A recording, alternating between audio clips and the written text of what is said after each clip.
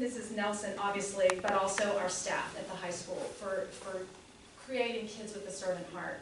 And the kids that participated in this were Hunter Stotzenberger, Ruben Rivera, Rafael Antonio Santiago Alejandro, who affectionately goes by RJ, Cole Dorset, Jessa Nelson, and Johnny Tolley. So special thanks to all of them.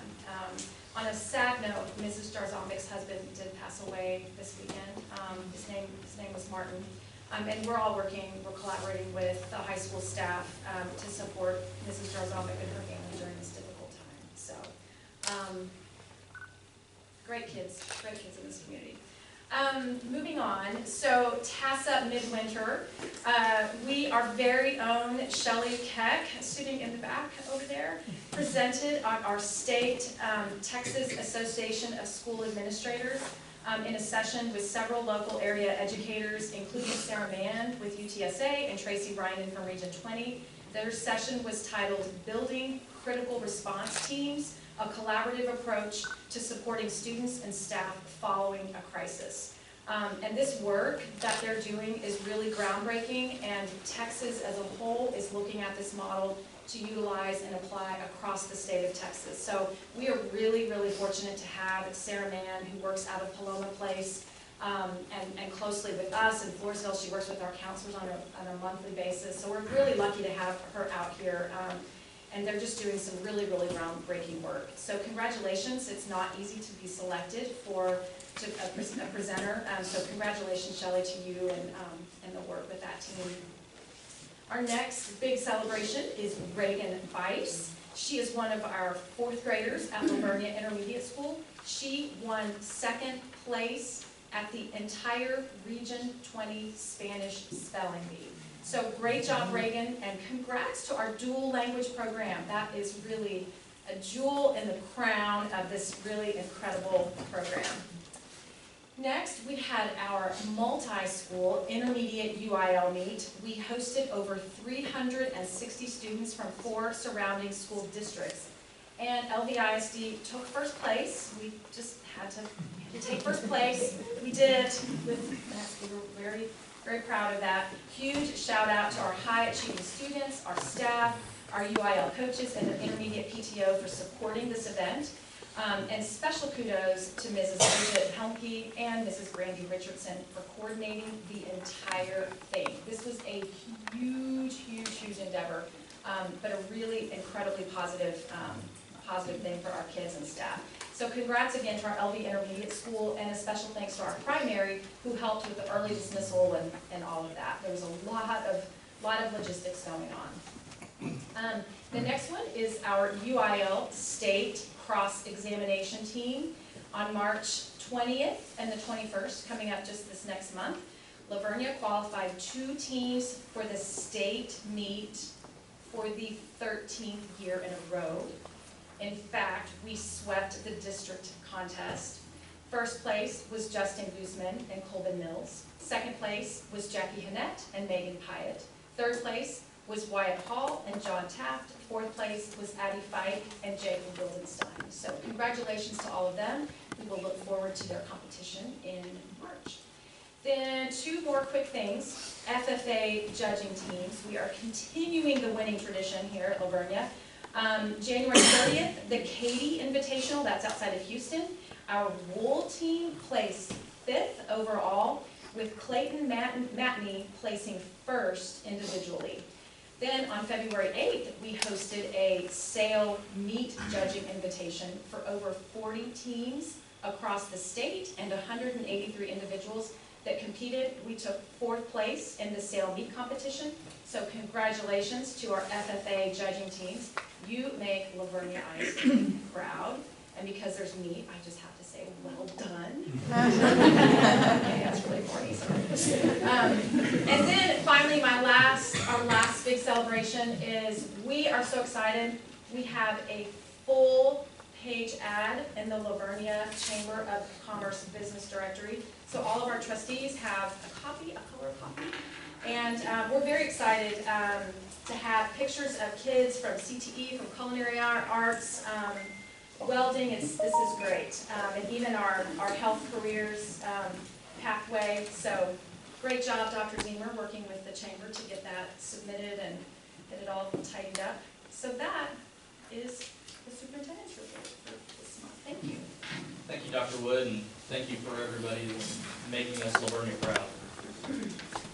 Next, we're going to go on to the athletics report. Coach Tabor? Yes, sir.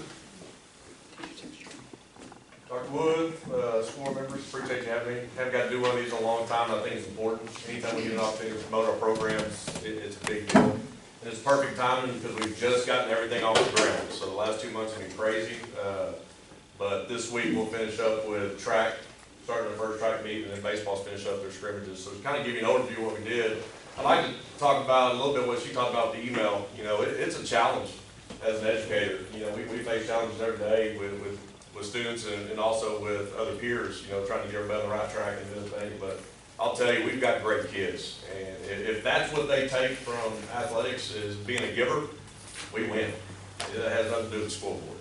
So that's first and foremost what we're trying to promote is young men and women that can go off and be successful in life, and be husbands and fathers, and be, you know, successful at the family also. So when I got that and shared that with her, it kind of made me feel real good about myself and our kids, and you know that they're hearing something that we're trying to do, and that's important to us, that they do the right thing and lead. Just kind of give you an overview of what's going on. We mentioned earlier, girls basketball is playing the bi-district playoff game tonight against Lvisd. Boys basketball is playing tonight in their last district game against Gonzales. They will actually be the 2 seed, and they'll start their bi-district run next week. Both programs had huge years last year, so we're expecting a long run again in this region and fight for a state championship. That is our only goal. Every sport is win a state championship. We don't talk about district championships. We don't talk about bi-district championships. We talk about winning state championships, and that's how we push our kids. Girls soccer, I want to talk about this. I hired Coach Amador this year for our girls soccer program, and he has done an amazing job. I know he's also wonderful in the classroom, and that's important to us. We talk about it all the time. You can't have a good coach and a bad teacher or vice versa. I mean, that just tells me they're not putting effort into one of them. Coach Amador, if you've gotten a chance or haven't gotten a chance to go watch our girls soccer program, you need to go watch. They look like a totally different team this year, and he's put in a lot of time and effort with it. And I'm very excited about him and where that program's headed. Boys soccer. So boys soccer and girls soccer will start district play on Friday. They're kind of finished up. Boys are in San Antonio or in Buda today at Johnson. They're finishing up their last non-district game. Girls are off tonight, and they'll start on Friday.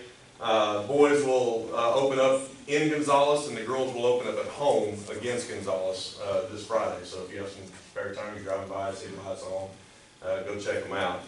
Softball and baseball started up. Softball beat Wimberley last night. Good program. Went over to a tournament this weekend. Went toe-to-toe with Canyon, who's #1 in the area. Been to the state tournament a couple times the last couple of years. They play in Somerset Thursday, Friday, and Saturday this week. That'll be their first tournament, so they're actually getting rolling right now. Or second tournament. And then baseball's last scrimmage is Friday. They got Clemens Knight at home, freshmen on the road, and then they'll start their preseason the following week. Tennis is rolling. Tennis plays in San Marcos this week, and next week in the Brennan tournament in San Antonio.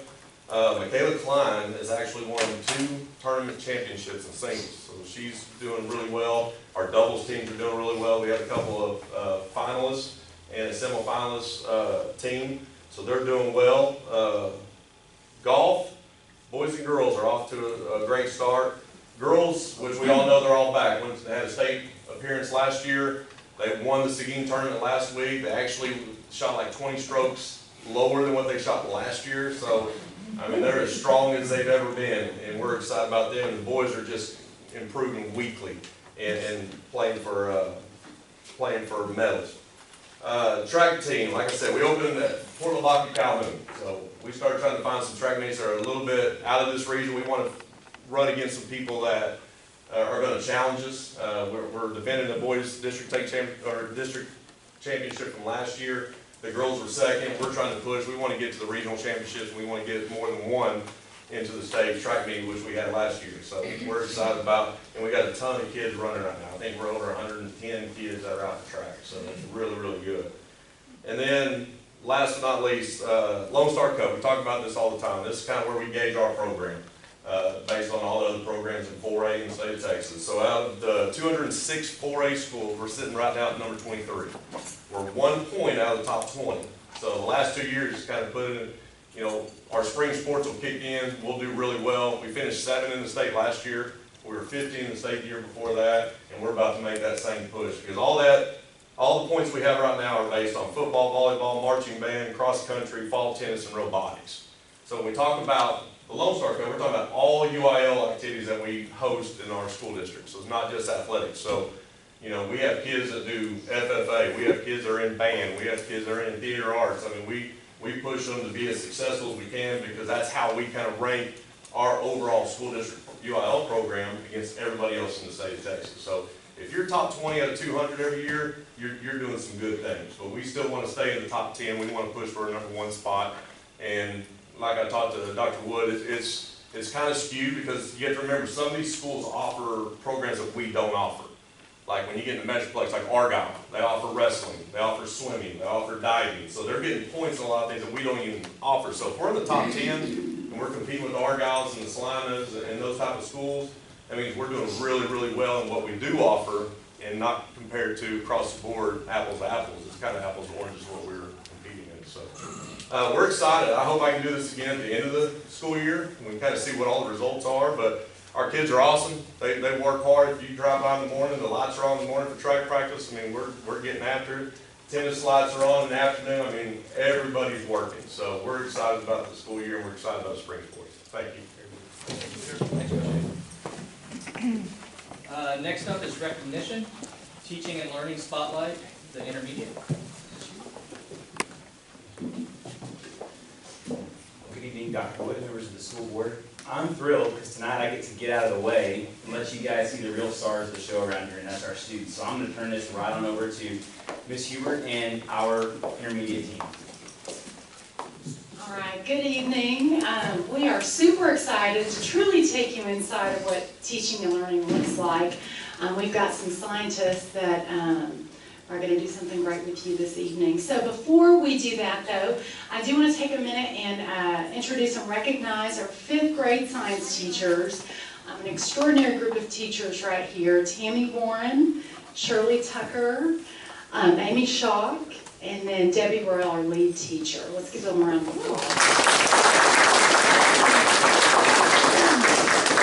And just what's really neat, I've got so many great things to point out. Stepping into these classrooms every day, I know I'm not taking a risk in saying this. I feel like every single lesson, they're going hands-on with it. They're keeping it extremely real, teaching at high levels.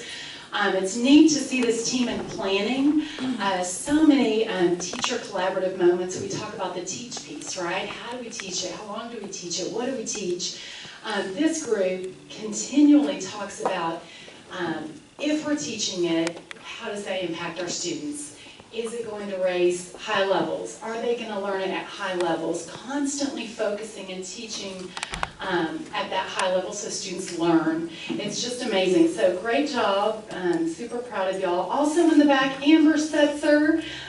She, of course, is our science and math instructional coach for both the primary and intermediate campus. She's phenomenal. She is the glue to our vertical alignment. Works directly with our teachers every single day. She's in classrooms. So we are very grateful for her and her leadership. So without further ado, it is time to pass it off to our scientists. And Mrs. Royal, come on up.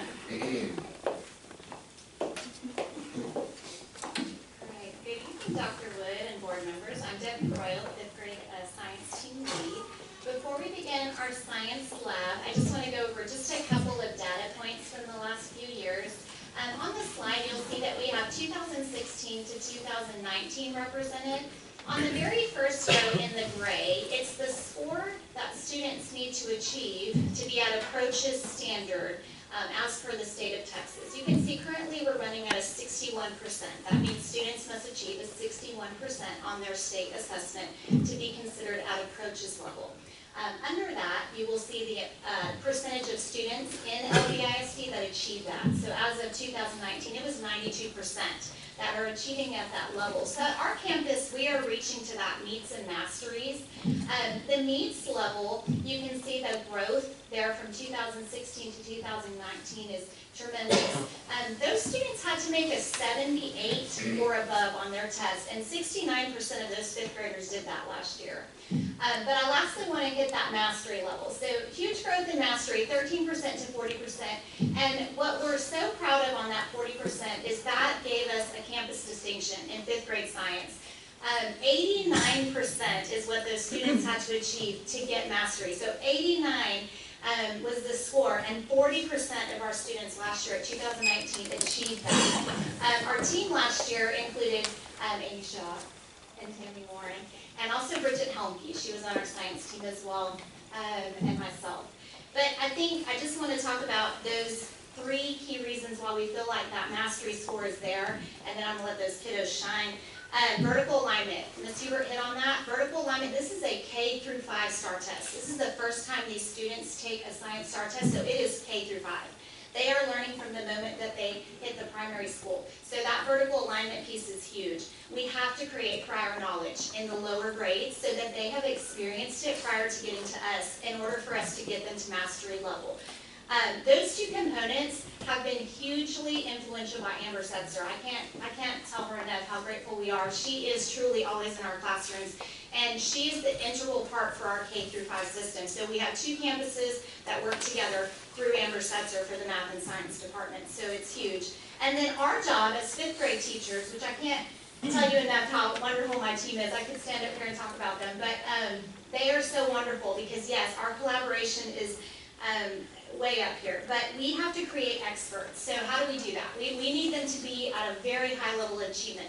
So one of the things that we do is everything's open-ended in our classrooms. Very little multiple choice questions. We let the children discuss, we let them talk, and they become experts. Student-led labs, you're going to see one today. They are the ones leading it, they are the ones putting it together, they are the ones talking and discussing it with their peers. And then the CER model. So that is the claim evidence reasoning. 5th grade has taken that in the last 2 years and really ran with it. So we're just excited about that. That distinction was huge for our campus, and we're really proud of that, being that that mastery score was set at such a high level. That's one of the highest scores that you have to receive from that K through 12, that 89%. So we're really proud of that. So I'm excited to show you the team that we're going to present tonight. The team that we're presenting tonight is matter and energy. That is a large team, but we're going to focus on relative density, so you guys can kind of start coming on in. This is sinking and floating in reference to water. So they're going to show you that tonight. So I'm excited to see them in action. Let me tell you who our student presenters are tonight. Drake Coronado, Amber Ellebrock, Everett Creasy, Aiden Grayfield, Victoria Heinsohn, Stellar Oscar, Brock Ward, and Allie Young. All right, thank you. Good evening, Dr. Wood and board members. Thank you for giving us the opportunity to present to you today. Tonight we are going to perform a density lab. Have you ever wondered why heat ships can float in the ocean? Density! Today we will be using the following substances: dish soap, oil, honey, water, and corn syrup. Board members, please use your lab sheets to make your predictions when each substance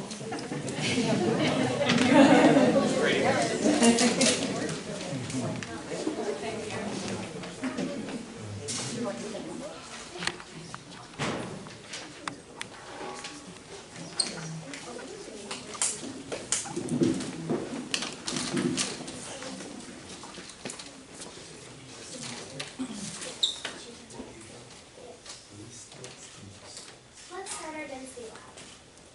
First, we'll pour in the honey.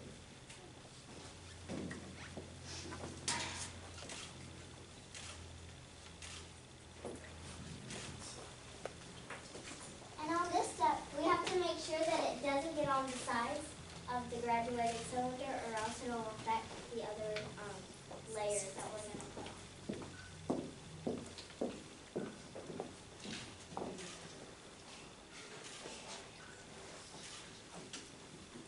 Next, we will pour in the corn syrup.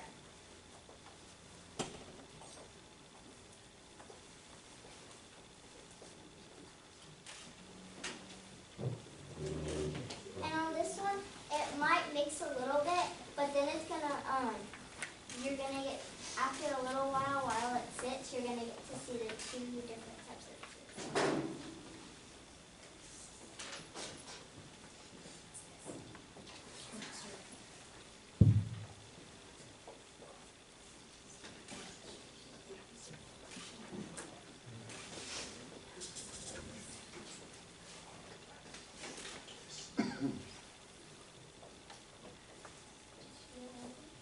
Next, we'll pour in the dish soap. Now this substance is really cool when you get to see it by the corn syrup because it creates little bubbles and then it just comes straight back up.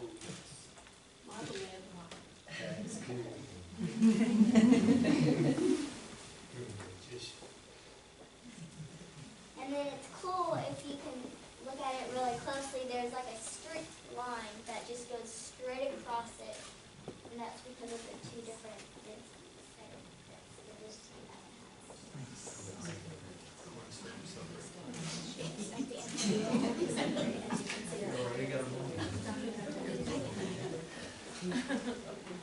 Next we're going to add in the water.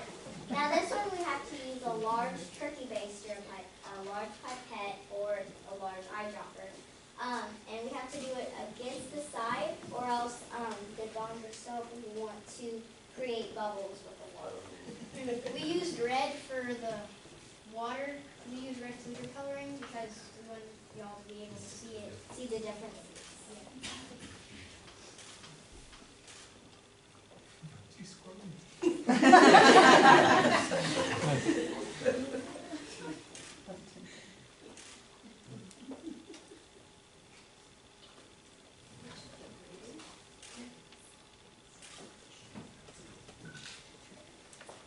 Now you can get to see, since the honey and the corn syrup have settled, you can see the differences.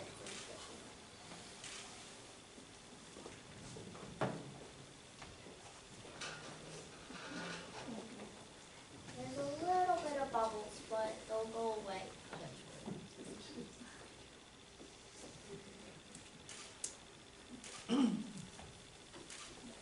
Next, we're going to add in the oil. Now on this one, you won't really get to see the oil at first because it's going to create these little tiny, they're going to be little tiny bubbles inside of them. And those are air pockets. They get trapped inside and they create the bubbles inside. And that one actually turned out really good. Careful pouring. Careful.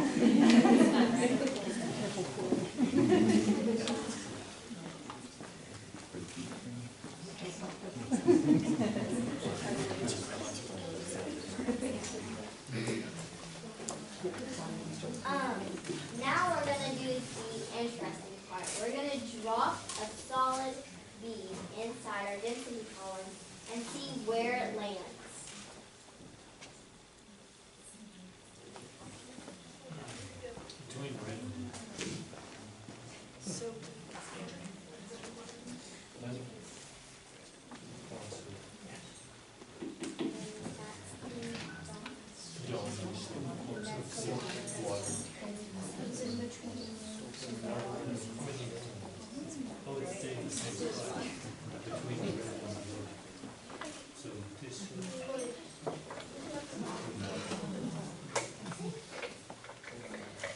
If you have any extra water, we would like to show you what happens when you pour the water when the oil is above already.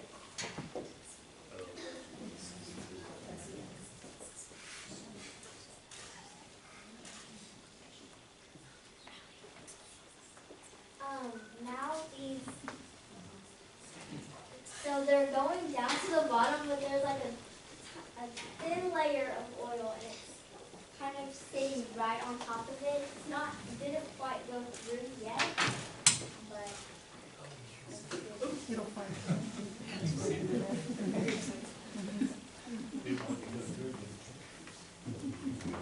makes an air water bubble. So it's like an air bubble, but so it goes down. So on the back of y'all's density sheet, there is a star question. That's from 2018, and about density. And it's about a density lab about water. Oh,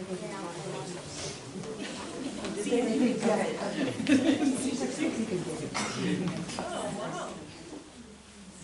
Does it ever go down to the bottom? It's stuck.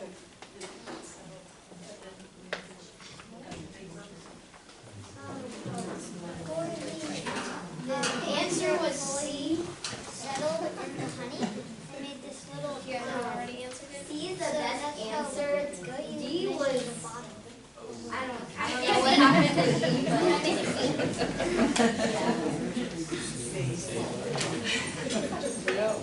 How many members? Why do you think when some liquids met, they were flatter than others?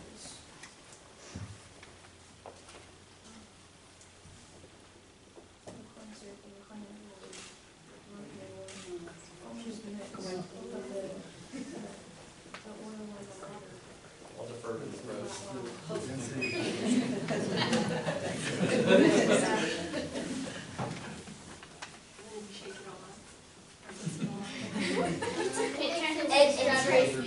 Oh, okay. Joe, you got the first.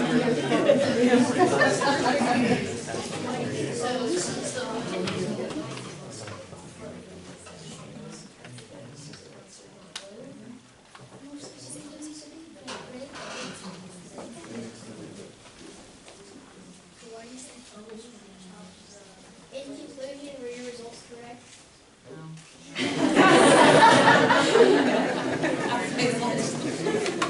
So it seems that oil is more dense, but it's actually way at the top. So what do we learn about oil? It's less dense.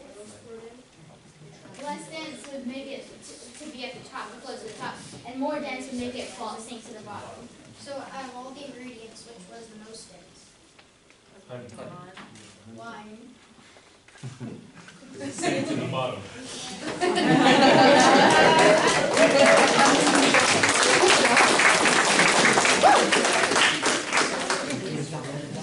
So, in closing, what is density?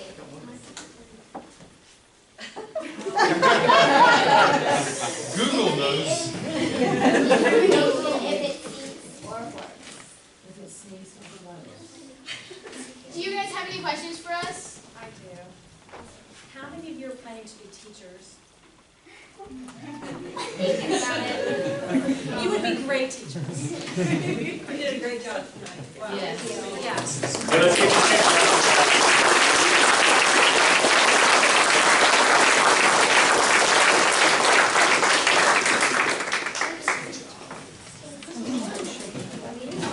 Thank you guys for letting them perform their experiment.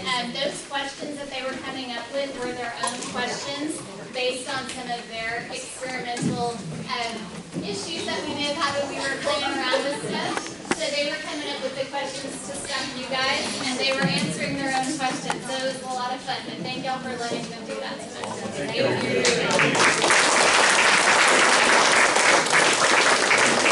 So next, Thank you, fifth grade team. That was awesome. that was awesome.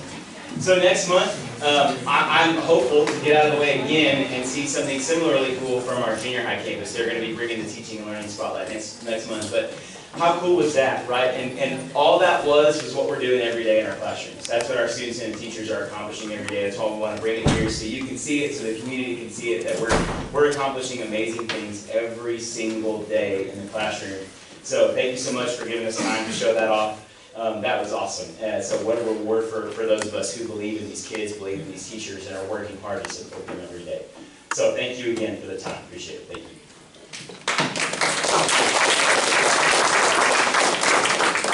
So next is the Business Professionals of America. Mr. Cossett and Sutton. Good evening, Dr. Wood, board, community members. It's just a real honor tonight to celebrate our Business Professionals of America. These students have just achieved really high levels, and Mrs. Sutton is going to talk about that. But Mrs. Sutton, Mr. Hellman, and the state, one of our state board members here, Ms. Hollinger, if you'll come up. But I have Emily, Levi, Maddie, Emily, and Braxton. And I just want to say, one of the things that we talk about with our staff is about growth mindset, and that being driven by just continuous improvement. And one of the things that Mrs. Sutton and Mr. Hellman have done is just continually improve this program and make it better every year. So we're just really excited to celebrate them with y'all. Good evening, thank you for having us today. I'm Mrs. Sutton, and Mr. Hellman is also here, as he's already been introduced. We have a great group of students here. We're honored to also have the Texas BPA State Board member, Ms. Leslie Trollinger, who's also area advisor. Thank you very much. Who made the time to come out here. She's a great supporter of our students. And our organization provides, or this organization is a co-curricular for business students, and they have done extremely well. They meet things and provide services, and they're great leaders. And they give it all 110%. They put their best foot forward every time. And they have done a very wonderful job in representing us throughout the state of Texas. Surprise.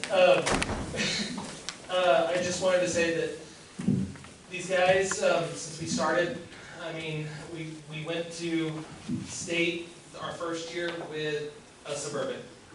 That was it. Now we have about, was it this year? 30 kids that made it to state. And that was just 3 years ago. So this organization and these kids, the group of kids has grown exponentially, and it's because they promote it. They get out there and they get the kids that are interested in this program to sign up for it. And it's really all to them and Miss Sutton. So I'm here for support and to help out where I can, but she really runs this whole program. And it's just amazing the amount of work and effort she puts into it and what these kids put into it in response to that as well. May I? Board members. I wasn't going to say anything, but I've been an advisor for BPA for 30 years. Regional advisor, board member. And when this group first came to the Brothels to compete regionally, I saw her. And I was stunned by the professionalism that she brings, Lavernia brings to BPA at the region level and then at the state level. And you should be so proud of not only your students, but these two advisors as well. I applaud her efforts, his efforts. They bring professionalism to business professionals over here. I'm proud of them. Thank you.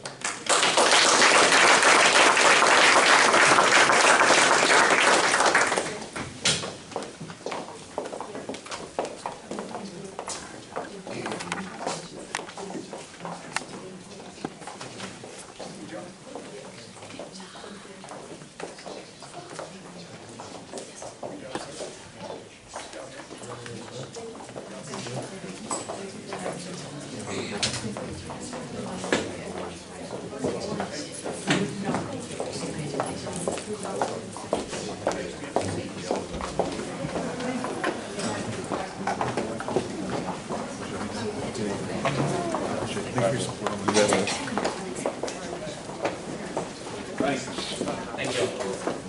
We're going to move on to the public comment section.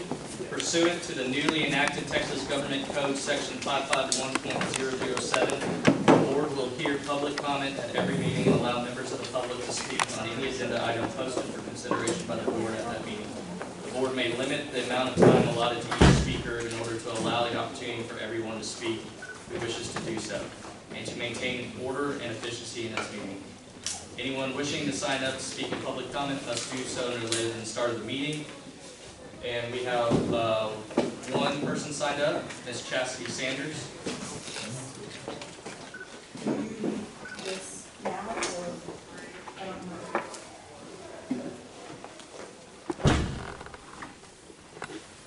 And Ms. Sanders, we're going to limit it to 5 minutes. Thank you.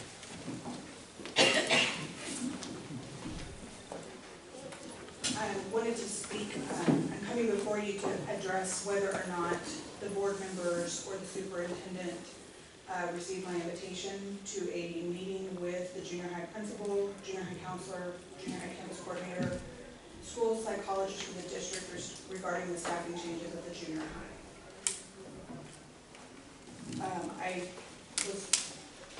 If I send an email inviting you to that meeting, how would you receive that? Would that come from your do y'all have a secretary? Ms. Watson? Me. Okay. When you, I can't, am I supposed to respond? Who did you send it to? I did send it to Ms. Watson on Yes. behalf of the board and you, Dr. When I sent it today. I was out of the office, can I respond? Yes. I was out of the office until 1 p.m. today, and then I was preparing. Okay. So then we have to I did see it, but I haven't had a chance to respond to it. I wanted to, I'm inviting you to a meeting. We received a letter on February 13th notifying us that our child's teacher has been reassigned to the primary. And the letter's information was very vague and insufficient, in my opinion. I have reached out to the Texas Education Agency and searched public records, and there is no certification for the replacement teacher on file. I have reached out to the accreditation department of the Texas Education Agency. Because we are a district of innovation, I know that there are special accommodations in certain situations, and the ones that would pertain to this particular situation, I believe, are only allowed for grades 8 through 12, and our son is in 7th grade. Texas Education Law 231, subchapter F states, and I quote, "The employing school district should make every effort to secure educators trained in the specialized skills and knowledge needed to serve the special needs of the children." The teacher that was pulled was sent to the primary spot that is listed as a job vacancy for the school district. However, there is no vacancy listed for the junior high, and so that leads me to believe that there's not being anything done to find an accredited special education teacher. We've not been notified what this woman's degree is even in. We're getting conflicting information as to when she was being groomed to take the position. The teacher that was removed was notified 1 hour before we were, and we were instructed that we are not allowed to speak to her and she is not allowed to speak to us. I know there's special circumstances and stipulations where a substitute can be used for 30 consecutive instructional days, but we've not been notified to what capacity this woman is taking her position. We don't know if it's temporary, if she is a substitution. We don't know if this is for the rest of the year. The letter did not state. The kids in this particular group have already suffered a similar situation last year, and we're just now recovering from that. There were different administrators at that time, the principal, and so it took a while. Anytime you disrupt the routine of a special needs child, no matter what the counseling level or preparation, there are effects that it takes on the children. And so, in the last situation, it was at least a teacher, a retired art teacher, but not specialized in special ed. That teacher ended up having to vacate the position, then we had to start over, and now this is happening again. So my concern is, are we robbing Peter to pay Paul with vacancies within the district?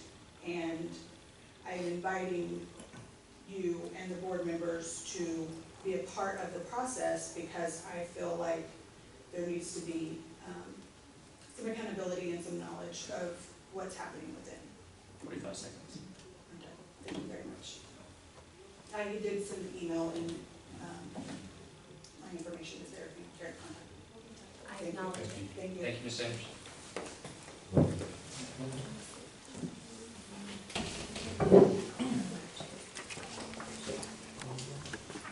We're moving on to discussion and report items. We are going to move up the graduation update presented by Mr. Cossum.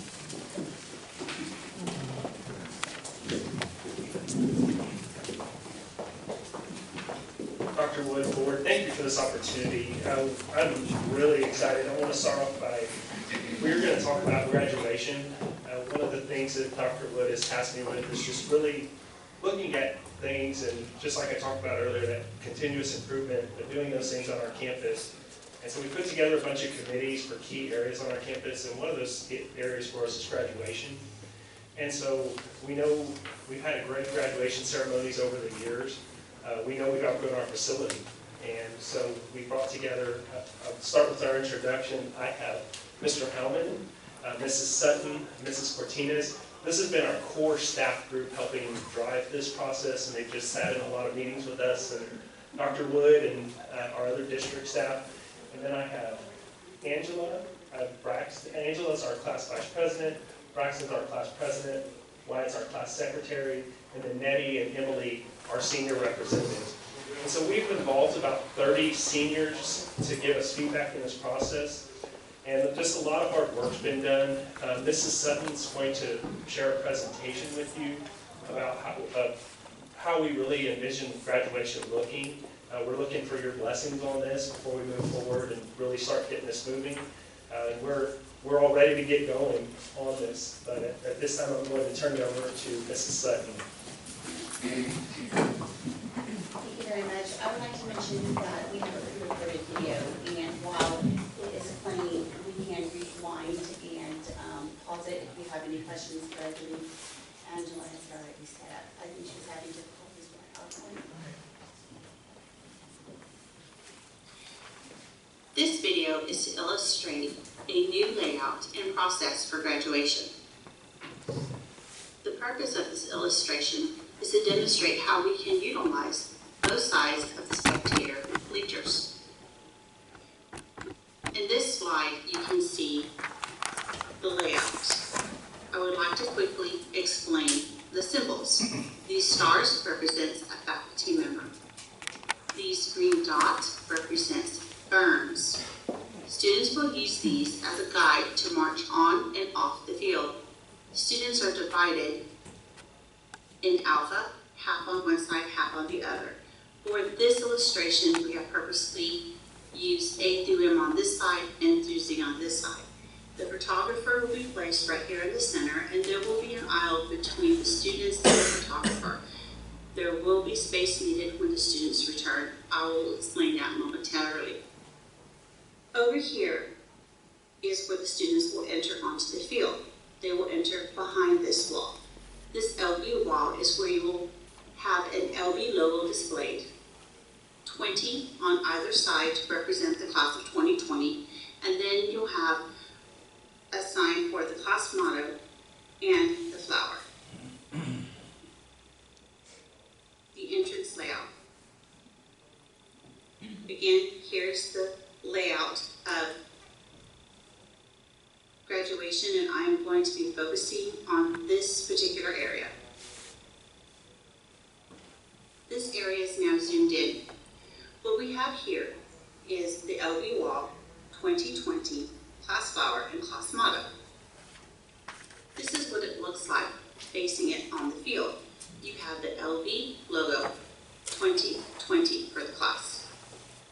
On either side, you have a large sign displaying the class motto. On the other side, another sign displaying the class flower.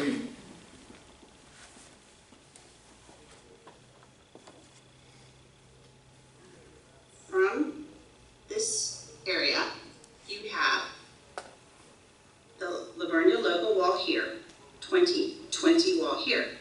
Again, the stars are teachers. The diamonds are now students. They will work their way through this process.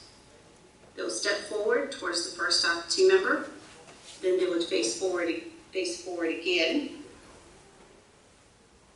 and they will proceed their way to the center of the wall. Once they hit the center of the wall, they're going to march forward onto the field. As you can see from this view, they're lined up, and they will basically walk around and prepare themselves to walk forward. Processions to the seats. Once they walk forward, they will follow the green ferns as their guide. When they come to their first fern in front of them, they will turn the opposite direction and head towards their seat. And this process will continue as a rows fill in until all 250 of the class 2020 is seated. Process to receiving diploma, beginning with A through M. If you notice right here on this design, we're coming out here, A through M, and then we're going to walk the row all the way around to this point right here. So you walk all the way around to here to this faculty member, and the students will come to the stage, receive their diploma from the superintendent. This is the podium. They will then pass through the board of directors to shake their hand, and they will walk forward and continue back to their seats. This process will continue.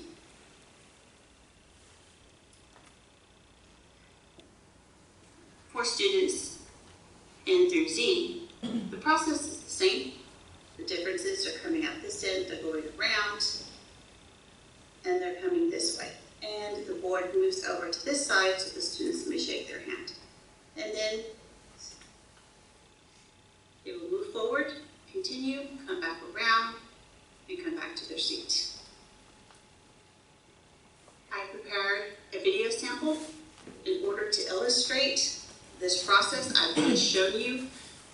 I apologize, there may be a little shaking in the video, but I do want you to know, if you can see this student is already returning back to their seat. We already have one in this area going back to his seat as well. They've received their diploma. This student received their diploma. They're about to call another student, so I'm going to quickly play a video so that you may see the process.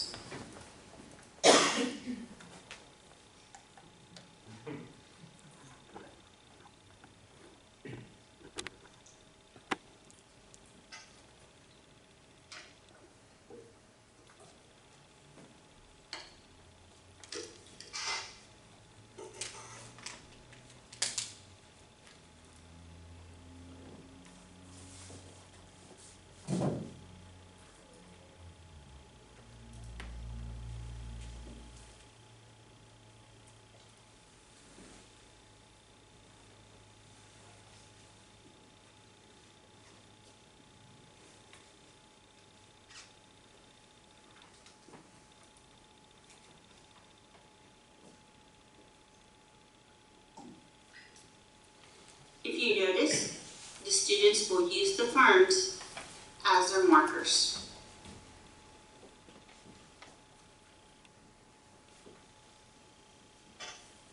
Process to exit. As we exit, we will exit 2 rows at a time, the same way, almost the same way as we entered, only we're going to be starting at the back. So we will exit from here.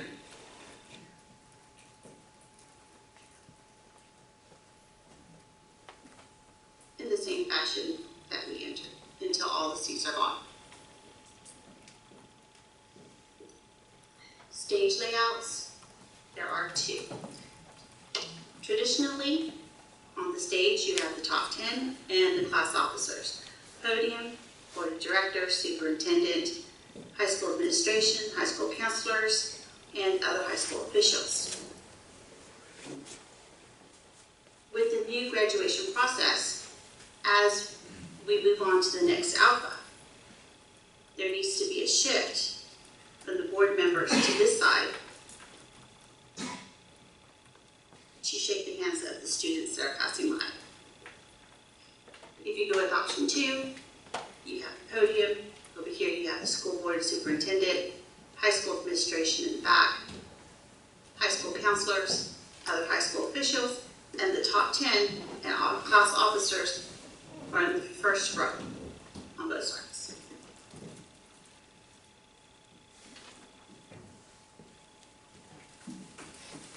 Okay. Board, are there any questions or anything you'd like clarified? I do, I have a, Yes, ma'am. so, So being with the stage that way, and I guess, it splits the audience, at least you have the one off on the other, but when the children are receiving their diploma, are they facing the bleachers, the parents see, because that's a big deal, at looking like in the bleacher chair, are you looking at an angle, or are they facing you so that you can see that happen? Yes, ma'am. They're turning? When they get the diploma, they shake the hand, they look at the photographer for the video, and then they are also viewed from the position that they're in where the parents can see them as well. And the difference between what you saw in the video and what is being proposed is that there was no stage in that video, and it's proposed that we have a stage so that the students are elevated so there's a clear sight of the student receiving the diploma. Okay, so if your parents, you're on that side, your parents are over here on this bleacher, and they're looking at the back of the superintendent. This video is to illustrate. You know what I'm saying? Instead of seeing. Right, well, what they're seeing is that, so I'm letter S, and Susie's over there, so I'm coming this way.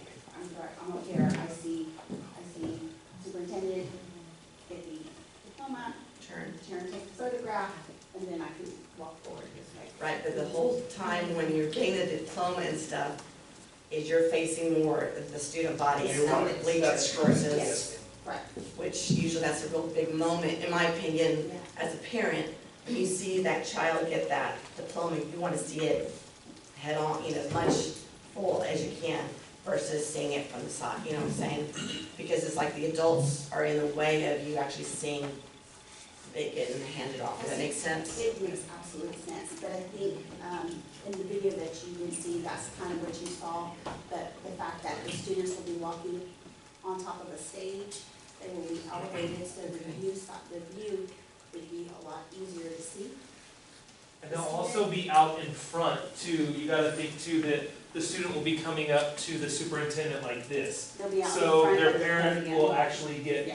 more of them than as if they're like right next to And them. then there's still the photographer now in the front. And this is the format that the best format we've come up with thus far to utilize both sides. And so people would know that way ahead of time, that if you're this alpha, you're over here and turn it that way. Okay. Yes, ma'am. I just want to touch on that. One of the things that came up in these meetings with is actually our students, and made this point, was we were having a lot of people sit in the visitor bleachers regardless. So we were hitting 300 or 400 people back there anyhow, and they were just watching the back of it. And so one of the big things that we feel like that came up is we need to do a better job taking care of elderly people in this community, and doing a better job taking care of people with any handicap conditions. And so we leave the front rows of all the bleachers open for elderly and handicapped, but also we talked about keeping an area open for when parents are coming and their students walking through, that they have a good picture spot. So, you get a picture of your child getting their diploma or making that turn, and then having somebody kind of move people through that area as well. And then I have one other question, because you said there were different options about where the top 10 an officer would sit, because one of them had them on the stage as typical in the past, and one has them on the field. When is that determination going to be? Well, we're really, yes, ma'am, I was really looking for y'all to have some guidance and discussion with Dr. Wood, and then we finalize that as well. These are the strongest options that we came up with as a group, and we just really wanted to bring that to y'all for your blessings to go forward. Okay. I guess I'm thinking about the top 10 kids that, not that everyone doesn't work hard, but if they really work, that's just a little extra recognition for all that hard work of being on the stage versus in the field, but I don't know. It's totally doable. The only concern about that we thought of that would be talking on stage, with no disrespect to talking, is that having when the board has to shift over to the other side to shake the hands of the students that are walking that opposite pathway, they are going to be standing in front of that top 10 for a moment while these students are receiving the diploma. That's really would be the only major change regarding the top 10 and the officers on stage. And the shift is just purely to give a better vantage point to the parents on either side at that point. Correct. And then they shake the board members' hands. Okay. Last year, the board members were on the side that the students entered the stage. And has it been practiced that they're shaking the board members' hands? We're irrelevant to the process of the night. So we're just sitting there. You know, very few kids have shook their hands. Same thing with anybody. I don't think we need to move, unless you're saying we need to move to get out of the way for pictures. I think we can just stay kind of. Because we didn't get We up haven't last year. historically. We didn't get up and. Yeah. I mean, we can. No, the only way. What's the reason for moving the board? Shake hands. Okay. Which would be also newer from, I said this will be last year, experience from last year, we didn't shake hands, so it just putting something new in also. Thank you for the visualization on it and helping us understand where you're coming from. And obviously, you put a lot of work into planning this out. I do have a few questions. You probably have already looked at them. Where is the sun location at that time of day? So behind It'll be setting over the field house. the back right? The flagpole at the field house? Yes, sir. One more, not straight The up. home side, back, yeah. Back towards the city park.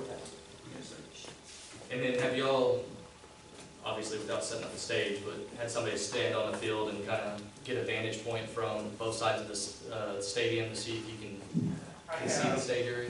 I haven't taken the committee, because we didn't want to be presumptuous about this. We really wanted to have this discussion tonight, and then we need to get moving pretty quickly once we, get really all feel comfortable with this. And then my only other question, Mr. Hellman, where's your video team going to be set up in this one? That was the question that I need to talk with technology on that. Once we kind of figure that out, then once we kind of decide on what we're gonna do, we're gonna start going into that and figuring out. Photography-wise, it's easy. Video for recording to put out a DVD, it's easy. We got battery packs. If we're streaming, that's where we gotta work together to figure something out on that. I think, as far as on the stage, whether we're top 10 or other kids are on stage, I would leave it to those groups as to where they really want to be. I think it's more about their choice. My thought is it's their choice, not, I don't think we should dictate any of that. That's a good idea. Hey, if y'all think this is going to work, I'm more than happy to see it split to at least give the option and see if we can fit more people in, get more people to view. Well, I do like the idea of having the kind of a holding area for when people are walking across stage to be able to take their picture and get a clean shot. So our kids, I do want to invite them. They've asked, I promise, like a lot of really tough questions and pushed on us a lot through this process. It's been great. Is there anything y'all would like to say? Sure. Good evening. So I think one of the things that y'all mentioned was at the beginning of the year, I talked to Miss Sutton about how we really needed more room just because it was always crowded. I attended graduation for 2019, and I remember I saw, and there was just so many people on the home side, and it was a lot of overcrowding, especially in the areas by the concession stand and then over by the field house. And so I remember telling her at the beginning of the year, Miss Sutton, we should really open this up and see how we can use both sides. So I was really glad when they called this meeting and said, oh, okay, we're going to use both sides of the field. So I think other than that, the top 10, all of them have kind of talked to us. They definitely want to be on the stage. That's like one of their things. I think you mentioned it, Ms. Johnson. Every year, I think since Caitlin, my friend, was telling me, like the past 2 years, top 10 has always been on the stage, and then senior class officers have always been on the stage, and it's a really nice thing to look forward to. So that's it. I do have one other question. So at the end, after graduation's over, you said everybody's going to exit. Where are they going to congregate to do the hat toss and kind of celebrate? Typically, in this type of setup, most graduates congregate behind the wall, and then you normally see lots of hats, but that would be up to the students, whatever they decide. They can, I guess, have time to plan and discuss. See back in this area. Yeah. If we needed, I was talking to Mr. Costa, we could probably move that a little bit further forward, from the diagram, to give them more space in the back. Yeah, this it's just a sketch up to see the, on the book, to see the idea. Awesome, John. About how far do the home bleachers go? That- To about the 5 or 10, or do they go into the end zones? If you're gonna have a stage there, 30-yard line, there are gonna some people who won't. So if you wanna move the stage further back, you'll have more utilization of the stadium. You'll figure that out when you stand and see where you can see from. The visitor side, the ones I'm afraid of, because there's not as much space on the visitor side. Right. But you use more of the visitor side as opposed to what's been done. Sure, and one of the things that came up is, and the kids actually brought this up, look, it's unfair amounts of seating. And that's a great point. The trade-off is there are more places to stand on the visitor side. And so there's going to be a trade-off whatever we do. We're just trying to make the best use of the space. This is kind of like the way that I've had two sisters that have graduated from college, and they've been able to do like a setup like this, like the collegiate where it faces kind of, and you see from different point of views to get like the parents to be able to see from both sides. So this is, I thought this was a perfect thing to do just because it's collegiate and they do it at basically any college you ever go to. So it's a great way to utilize both bleachers. Thank you. Thank you. Thank you.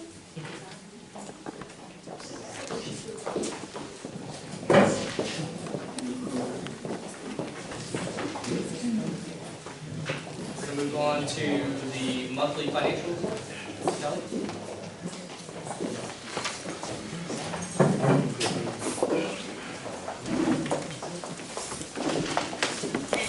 Good evening, Dr. Wood and Board of Trustees.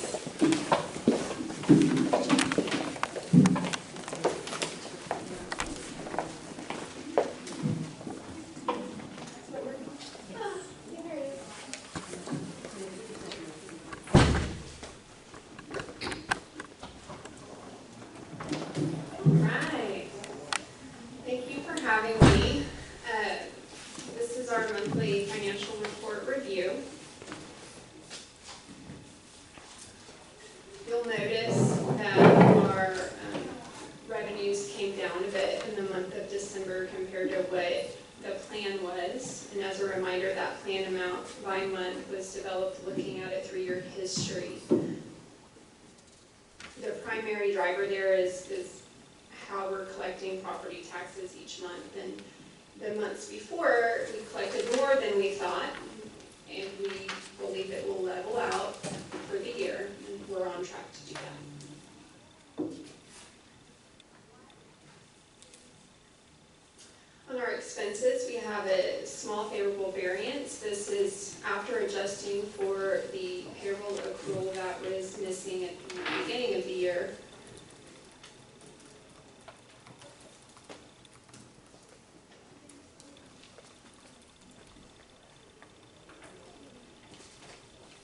So something else that you'll notice if you reviewed the full report, when you look at our payroll, just payroll isolated, the monthly plan amounts, I changed them for each month. Once we built those accrual tables and we worked with Region 20 to get it correct, I realized there was some misalignment in how those plans were established in the beginning, and I corrected that. So if you were to compare the December payroll monthly plan amounts to November's, there's a pretty significant difference there.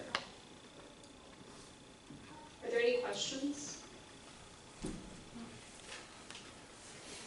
So when you look at the, on the revenue side, so, you know, from a target perspective of what we receive from the state, not necessarily our tax collection, but what we receive from the state. So that's included in there, right? Is it under state general fund revenue? Yes, this particular graph includes all of our revenues, local, Okay. state, and federal. But in the larger report, yes, it is broken out separately. Okay, so the larger report shows that, and so it shows a favorable amount as well. So from a state revenue source on students, attendance, and all that, we've been on track. We are, but keep in mind that the revenues that we've received so far this year are based on an estimated average daily attendance that was provided to them in March. So once we finish out the year and we have those final average daily attendance numbers, there will be a right sizing True. of the revenue, correct? Do you recall what our, what did we give in March, our estimate? Do you I'm sure you know I it can and give you you can a find it. roundabout number, yes. You know it and you can find it. You I just don't can have it. find it, yes, sorry. It'd just be interesting to see, especially planning for next year, how it compared. How well we did, our budget versus our actual, and maybe make some adjustments, if necessary, next year on our estimate. Sure. Currently, if I look at our enrollment and our average attendance rate, we're a little bit above our estimate from March. Okay. I don't have the exact numbers off the top of my head, but I could get that for you. And we are down 29 students, I think your report shows, right? From a head count enrollment. Correct. From our budget? Just compared to last year, so that decrease is compared to the enrollment last year at this time. And what enrollment number do we use for the budget portion? Because we carry an enrollment number, right, to kind of calculate total revenue.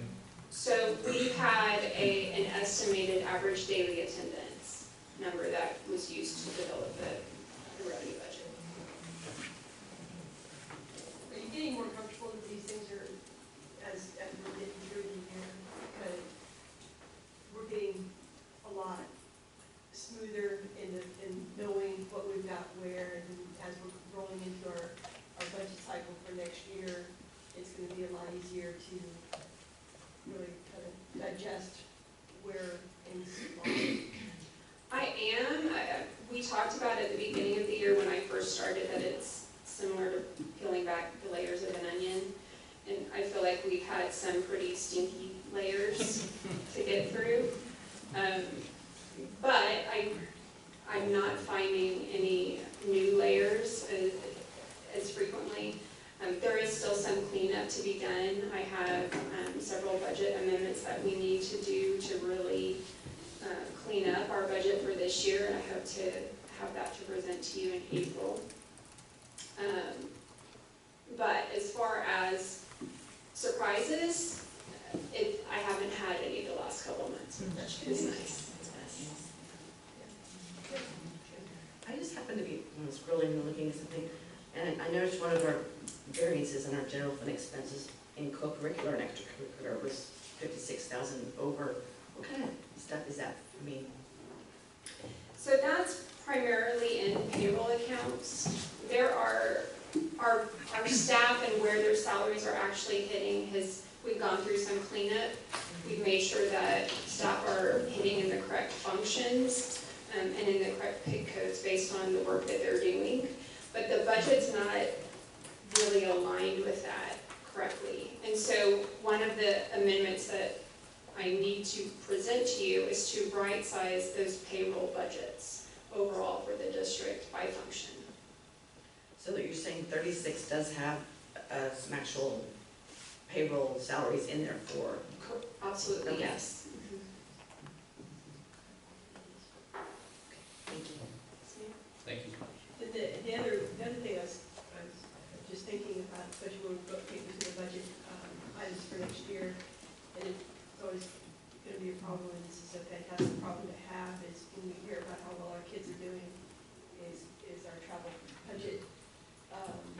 Because as our kids do better and advance to regional and state competitions and whatever it is, that's going to There's a cost. there's a cost to it. So just figuring out how we pay for all of that as well. That's something that hits a variance, or how easy that is to kind of, excuse me, because there's so many different purposes. Sure. And those kind of fees would come directly in that particular Right. line item. Right. Right. So I don't know if we adjust adjust budget going forward for next year, and so there you go, well, this is where we really land in the travel expenses. And we have to do, kids end up having to do fundraisers or how we get to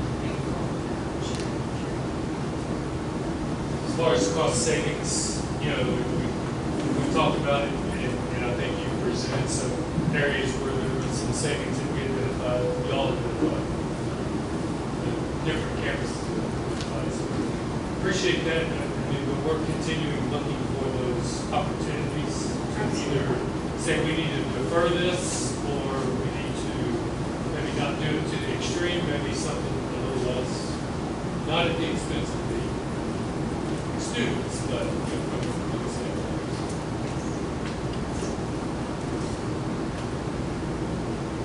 Thank you.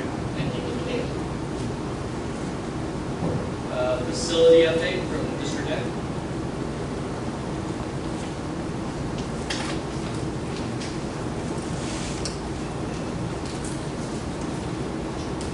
Good afternoon, good evening, Mr. Dickey and Dr. Wood and members of the board. So I wanted to take a brief opportunity to go over our facility update.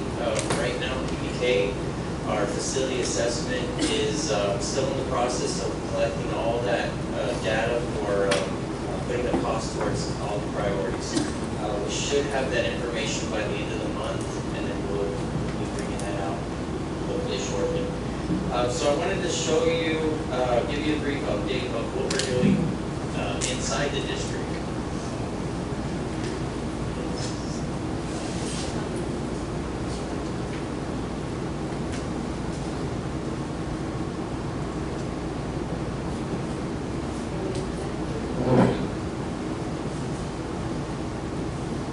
So as you remember, this summer, our warehouse, we were upside down, everything was stored in there, plus seats, you name it, we had it in there. And this is also our warehouse office, where we handle a lot of the reorg and so forth. So where we're at right now is we've got all the shelving in, got parts on the shelves already. We reutilized some space that was out there to make a proper office that's heated and cooled. We already got orders on the whiteboard, and it's going really well. So we're in the next phase of the warehouse of putting all of the parts into a warehouse system that we currently have. So it's a lot of data inputting. It's going really well. So we look forward to taking it on.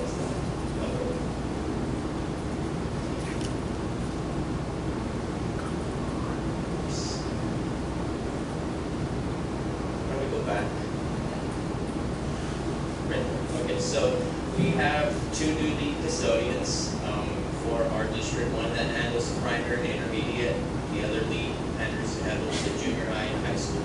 So we've set up, this is the first start of it, we've reutilized a custodial closet to turn it into an office space. All this office space we've reutilized, basically spare old desks, old lockers, to use it as shelving. So we're kind of repurposing everything. We haven't spent a dime yet, which is good. So part of this lead custodian office is going to be handling our new key work process that we have rolled out in the custodial department. So part of this process, we're redefining everybody's cleaning area, redefining everybody's roles, so we know everybody knows what role they play in their campus. Also with the new warehouse, the inventory direct, so when a lead custodian has an order, they're putting it in through the warehouse direct, and it's getting pulled from the warehouse, getting delivered, put on the shelves, and so there's an accountability for everything, even toilet paper needs to be accounted for. Also, we're redefining our standard operating procedures. I want to standardize what each custodian does each night across the district. If somebody's got a good idea, we want to hear it and we want to share it basically. And then the ones that may not be doing 100%, we want to bring them up to speed. Also, with this new standard operating procedure, we will be doing a lot of hands-on training with each custodian. So we'll be working in each area, showing them exactly what this SOP means. In our maintenance shop area, which is out by near the field house, we've started cleaning this out. This was a large, very large the store dump area. We've taken a lot of good parts out of there and been kind of stashed away for years. We put it back on the shelves for our warehouse so that way we can account for them and we can use them instead of purchasing more. This will be, our end result, we do have it's kind of an extensive project that we're doing. We're doing it in phases that way we can manage it. But we are going to have some workspaces for some of the different trades, and then also a tool crib there. So that way, tools, when we purchase new tools, they go out and need to be signed out and signed back in. That way, there's an accountability for that. Also, we had a pretty good sized leak here on our junior high 100 building. This area right here, we had it took several attempts to repair it, but we did get it repaired, and we're back up to not leaking. Just a small update for our HVAC for the primary. Actually yesterday, which is President's Day, we did replace one 4-ton unit that was way out in the middle of the complex. We got that completed. The rest of the units right now, we're staging and we're getting ready for spring break. That's kind of our target window to get in there with the crane and safely and get the rest of the units. So I think it's 5 more we're going to replace that. Some other updates, sports park ready for baseball season. Gym 2, we had some scoreboard repairs. That's all complete and ready to go. Also, just around the district, we got a lot of our parking lights back up running. Some flagpole lights have also been repaired. Fieldhouse boiler, we did have a fieldhouse boiler that went out a couple weeks ago. So we have a new one coming in. I believe it's going to be here this Friday. It was supposed to be here this last Friday, but it's running a week late. As soon as it's here, we're ready to install. That was that primary unit.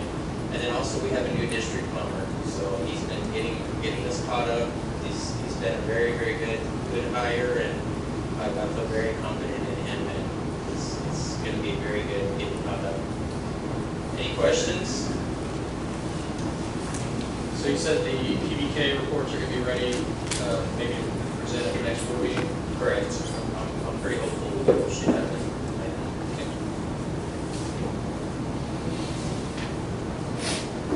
Thank you, sir. Next, random student drug testing, TASB policy F&F, local students' rights and responsibilities, investigating and searches. Dr. Wood, support. I am here to present on F&F local for the students, random student drug testing. As you know, safety and security is high priority here for the district. With that said, it's also we need to keep it a healthy learning environment as well.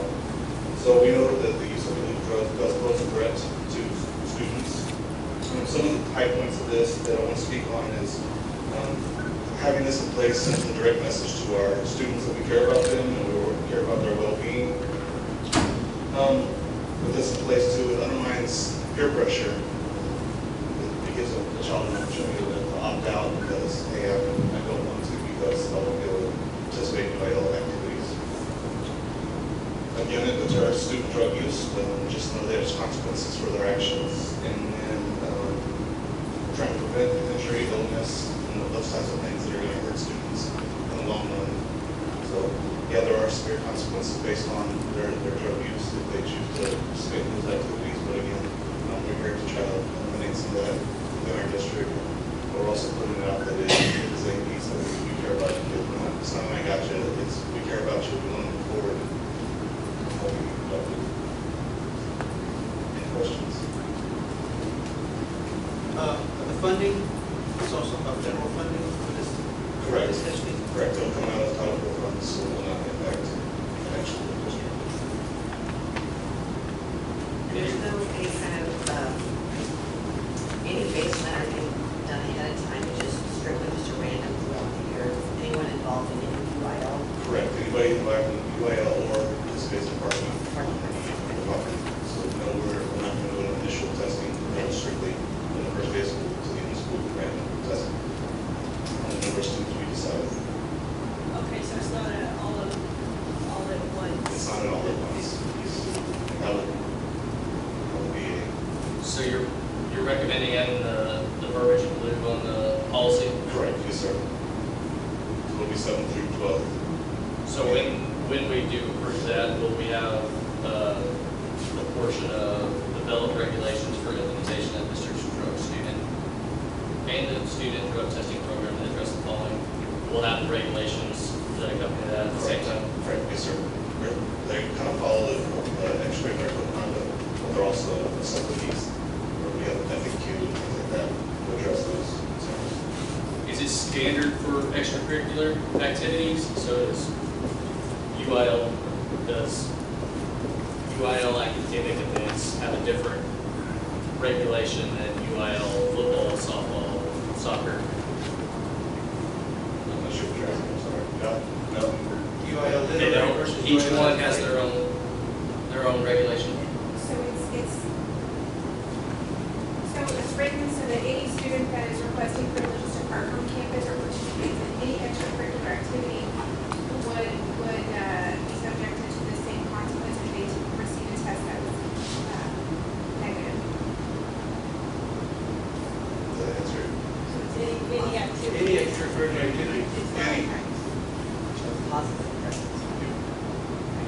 Negative and athletics. Yes. Academic and athletics. Negative and So, Correct. so the reason I'm asking is because of the consequence piece that we've had before, right? We've had a different organization, have the same type of occurrence, but treated differently.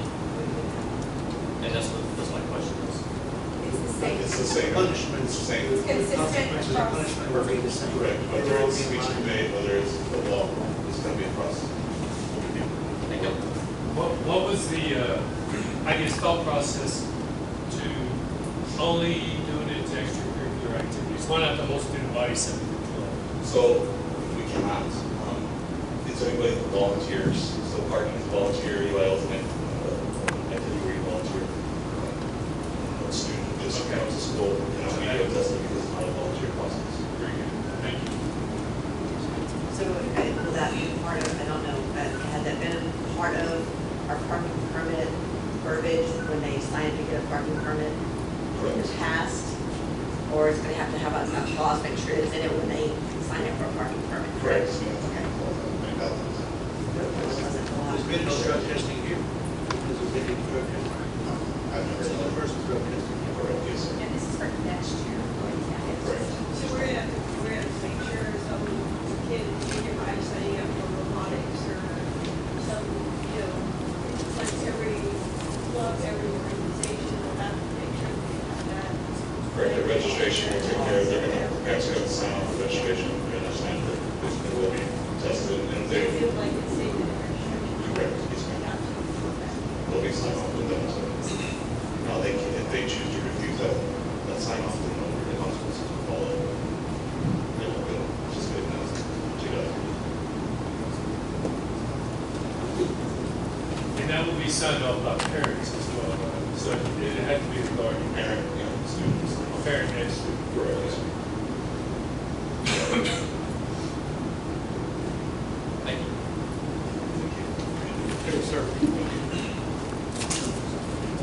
Update policy FDA, local admission, inter-district transfers material. Mr. Leahy, trustee, Dr. Wood. I just wanted to bring this forward for you tonight as a report item. As we're gearing up to draft all of our documents for registration for next school year, one of the things in reviewing policy that we came across was an opportunity for us to tighten up some language with respect to inter-district transfers. And I just wanted to present some proposed revisions. Presently, the way policy is written, it states that a student that is enrolled in the district and then moves from the district, if they've been here for the duration of completion of a single grading period, they can continue on for the remainder of the school year. As we know, our physical resources are at capacity or near capacity, and our teaching resources are stretched thin. So this was an opportunity for us to maybe tighten some language with respect to that, and giving them the opportunity to stay enrolled until the end of the current semester, and then at which time they would need to enroll in their new school district or their new residences. Second to that was in the instance of non-resident district employees, we have opportunities for our employees who don't reside in the district to have their students enrolled here. We wanted to just propose, again, giving us a little bit of flexibility when we are encountering situations that maybe we have some struggles with disciplinary issues or grade levels being at capacity, that we have some leeway there. So we would add in subject to terms of the transfer agreement. Presently, or actually this year, we have students or employees that wish to bring their child here. They must complete an application and provide some documentation for us to review, and the campus principal makes a recommendation on does our space currently allow for this? Do we want the students? Do we have adequate resources to support the needs that the student might have? Things of that sort. So this is just some language to kind of tighten that up as well. And another one that we've been seeing quite a bit of is when folks purchase property within the district and they aren't living here yet, but they are in the process of building a house.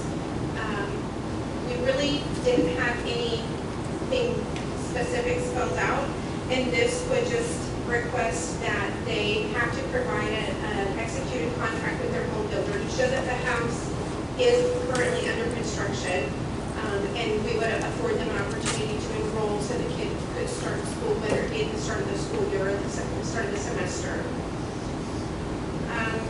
And then lastly, on the transfer agreements, again, in the application, it spells out, that the students are subject to the code of conduct, attendance rules and laws, and if we run into any sort of situation where it becomes more of a burden on us, then we would have the right to revoke the transfer or not renew it the following year.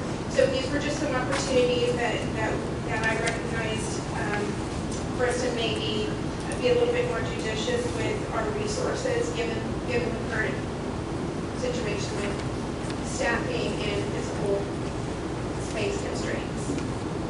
Can I answer any questions for you? So in the past, do we actually have people that pay tuition? Not to my knowledge, and interestingly enough, I had inquired about that last year, and the TASB attorneys advised against that, because I had questioned, well, has our board ever set a tuition rate? And they advised against it, and they said most districts don't, because then you find yourself in a situation where you've got to play collections office, and no one wants to be tasked with that. So you either, even though the language permits that, you either just agree to allow conditional transfers or not. Years ago, people did pay. My parents paid years ago. We had when size wasn't an issue. But when you're talking about, just trying to get these set before enrollment, we have good practices in place when people are enrolling to approve residency currently. What do we do now? Are we using grandma's address, are we using grandma's light bill, or people, what is the practice now when enrollment for the next school year? So, do you think that? Okay. So those types of situations, just to be clear, totally operate separately than this policy that we're looking at. But the current practices of the registrars, they do have to provide a utility bill, a current utility bill, or a lease agreement, and or proof of residency. Grandparents' situation is a little bit different. That's written in legal policy. That's a state situation if they're providing care for a student. They do have requirements on the amount of time. But often, many times, things make their way to my desk, and the first thing that I do is I will reach out to the campus registrars and ask them to send me over a copy of what documentation was used to register the child to demonstrate proof of residency. And we've had to have some not so nice conversations this year, because we have found a handful, if not more, that were not living in the district. So we do check it. Absolutely. I noticed on the tuition, there is a reference to a tuition rate for the people that are billing. So there is some rate at some point. Such a transfer shall be subject to any tuition rates set by the board. So we just didn't set anything, so that's why. Right. Zero. Okay. And then we ever had an issue with, but, you know, our funds, attendance or tardiness or whatever, you know, if someone he has a contract and maybe they're going further away. Have we had any occurrences of like excessive absence or tardiness because they're, you know, having a child because the house isn't finished, so they're living somewhere else? That makes sense. No. I don't know of any. That would probably be a case by case thing if we had some that was.